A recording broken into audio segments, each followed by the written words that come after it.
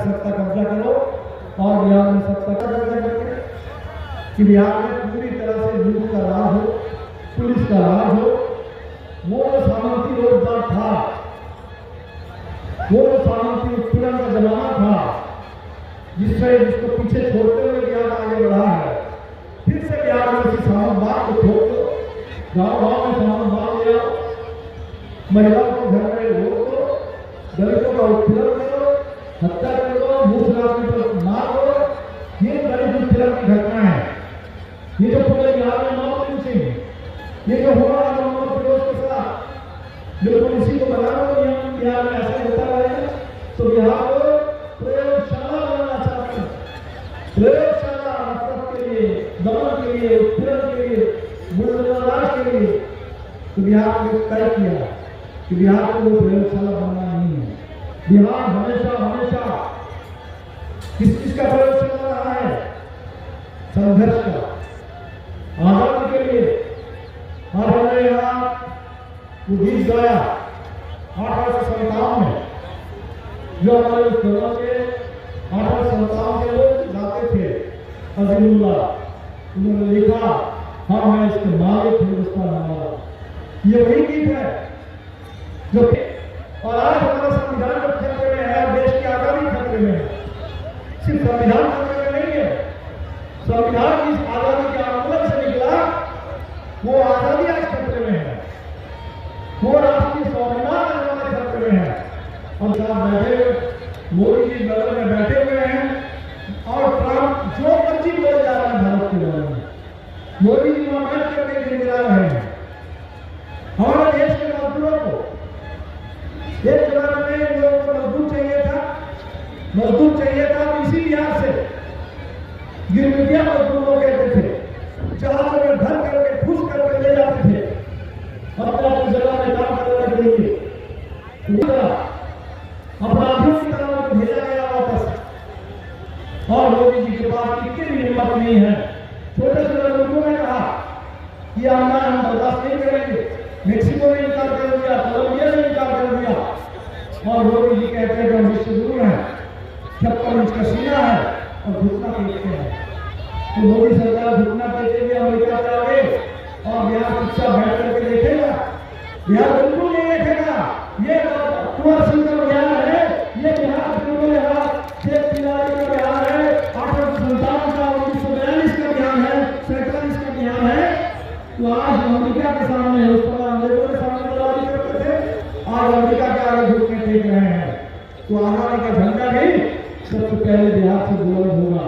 तो बिहार की लड़ाई लंबी लड़ाई है, बड़ी लड़ाई है, सबकी लड़ाई है, साझी लड़ाई है। वो संविधान जिसके बारे में आप बोल रहे हैं, आपने कुछ नहीं किया कर्पूरी जी के रास्ते पर। आप लगातार उनको अपमानित कर रहे हैं, आरक्षण खत्म कर रहे हैं।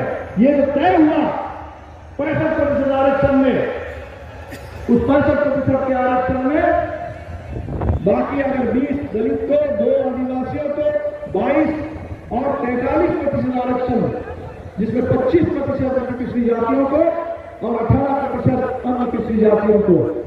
ये जो आरक्षण का फॉर्मूला तय हुआ है, लड़िए इस बात के लिए, इस बात के लिए लड़िए, अलग अलग लड़ने से कुछ नहीं होने वाला है। एक साथ मिलकर के बिल्कुल लड़िए। ये गवर्नमेंट का घोड़ा मालूम नहीं है। यहाँ पे 65% आरक्षण को आप मोदी मंत्री में डालो और नाम करें बिहार के अंदर। ये बिहार की बात है। कहते हैं कि बिहार को विशेष राज्य बनाएंगे। नीतीश जी कहते 20 साल तो बीत गए, लगातार तो पहले ही कहते थे कि विशेष राज्य का दर्जा मिलेगा। कितने लोगों से उन्होंने कहा कि नाखून काट के दे दो, नाखून काट के दे दो, बिहार का डीएनए, बिहार का क्या क्या बात हो रही थी। सारे लोगों ने कहा कि नहीं, विशेष राज्य के दर्जे के लिए सब लोगों ने, विशेष राज्य नहीं, विशेष पैकेज नहीं, विशेष आपको बिहार के लिए विशेष धोखा, डबल का डबल धोखा। अरे भाई, बिहार को 65% आरक्षण नहीं देंगे।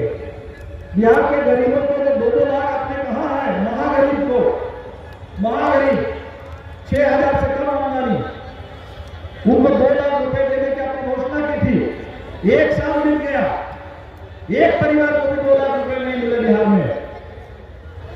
तो कौन सा विशेष पैकेज आ रहा है? पूरे बिहार में इस समय हमारा साथी बता रहे हैं कि एक भी कॉलेज नहीं खुला है इस 25 साल में, स्कूलों को बंद कर रहे हैं, तो सरकारी शिक्षा का विस्तार नहीं है, तो कौन सा विशेष पैकेज हो गया?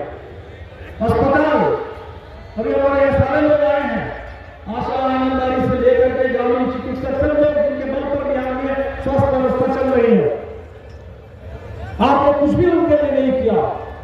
तो अगर बिहार के स्वास्थ्य के लिए, चिकित्सा के लिए, बिहार में शिक्षा के लिए नहीं किया जाएगा, पक्का मकान नहीं सबकी गारंटी होगी, तो कौन सा विशेष पैकेज है? हवाई अड्डा बन जाने से, एक गाँव हवाई अड्डा बन जाएंगे, कुछ सड़कें बन जाएंगी, तो बिहार के लिए विशेष पैकेज होगा? ये विशेष पैकेज के नाम पर एक विशेष धोखा है। हमें तो चाहिए कि बिहार में ये सारे सवाल आप लोगों ने उठाए हैं, इन सवालों पर जवाब हो, यही बिहार के लिए विशेष पैकेज होगा। जाति के आधार पर आरक्षण था, उसको खत्म कर रहे हैं, हजारों तरीके ढूंढ लिए हैं, हजारों तरीके ढूंढ लिए हैं आरक्षण में कैसे कटौती की जाए, कैसे उसको बाईपास करके लैटरल एंट्री करके किसी को घुसा दिया जाए, जाति के बजाय किसी दूसरे आधार पर लोगों को आरक्षण दे दिया जाए, हर तरह के चित्रण हो रहे हैं। लेकिन हमें रोजगार जो है वो तो जाति के आधार पर नहीं है, रोजगार जो मिलता है वो रोजगार सुरक्षित नहीं है। उस रोजगार में हमारे पास कोई सम्मान नहीं, कोई पहचान नहीं, कोई जीने लायक वेतन नहीं। मांग तो इसलिए उठ रही है कि सरकार ने खुद तय किया कि महाराष्ट्र में कैसर साहब का जो आयोजन किया गया, क्या कहिएगा? ये बिहार को बदलने का ऐलान है और इस ऐलान को करने के लिए 200 से ज़्यादा जन संगठनों के लोग, उनके प्रतिनिधि, उनके कुछ समर्थक आए हुए हैं। वो सब ने मिल करके जो दिल्ली और पटना की सरकारें हैं, जो तमाम ठेका कर्मी हैं, मानदेय कर्मी हैं, प्रोत्साहन राशि पर रहने वाले लोग हैं, जो यहाँ के किसान हैं, मजदूर हैं, जो छात्र नौजवान हैं, तो सबके साथ एक शोषण का व्यवहार, धोखाधड़ी का व्यवहार जो दिल्ली और पटना की सरकारों ने किया है, तो लोग अपने अपने हक अधिकार की मांग को अलग अलग भी लड़ते रहे हैं।